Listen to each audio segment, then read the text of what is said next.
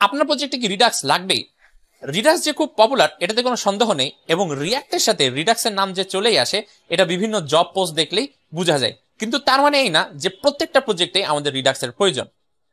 এটা আসলে নির্ভর করে আপনার প্রজেক্টের সাইজের উপরে এবং প্রজেক্টের কমপ্লেক্সিটির উপরে।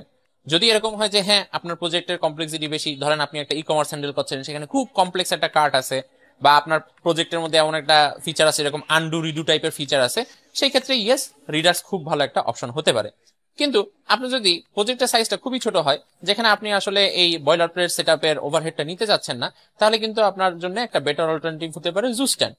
অথবা অনেক ক্ষেত্রে দেখা যায় হয়তো আমার কোনো কমপ্লেক্স স্টেটই নেই অ্যাপ্লিকেশনের মধ্যে, আমি শুধু চাচ্ছি আমার যে ফ্রন্ট এন্ড আছে সেটা যেন আমার সার্ভার স্টেটের সাথে সিঙ্ক হয়ে থাকে, সেক্ষেত্রে কিন্তু ভালো একটা অল্টারনেটিভ হতে পারে টেনস্ট্যাক কোয়েরি।